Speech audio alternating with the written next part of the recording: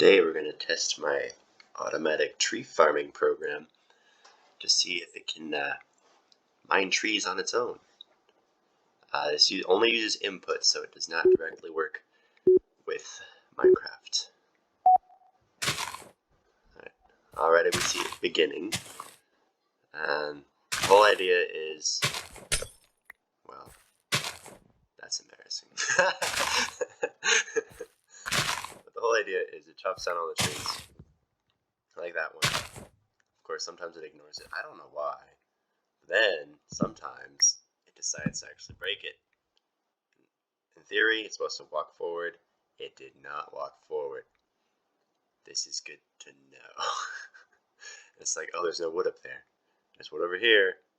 Okay, this time it's going to work. For sure. Okay. And keep in mind, this is the, alpha version. It's unreleased, so you can't really try it out. And that whole glitchy movement thing, I wish I could explain it. It's pretty annoying how it works. I mean, like I said, it only takes, what is that word? Well, it takes inputs as if user's pressing buttons on the keyboard. But the user can't press the button for the right amount of time to allow it to be smooth. Also, just given the module I used, it just wouldn't allow it to happen. But as you can see, it is actually mining quite a lot of wood. I'm not touching the keyboard. I'm not touching anything. I'm just commentating. That's pretty awesome. And you may have noticed it's got a unique texture pack, a pretty ugly one at that. That is important to see. I needed all the leaves to be one color because, at least at the time, my program did not know what green was unless it was a certain very particular color of green. Of course, now it's different, so I might test it later. Because now it recognizes what brown is all the time, and probably would work on a regular log texture. Of course, I still want to keep the walls white because that'll just make it easier. It'll be like, okay, don't mind that, because that's nothing.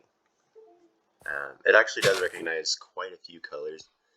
What is it, 14? I could have looked up some kind of module that would just translate RGB values into color names, also known as color strings.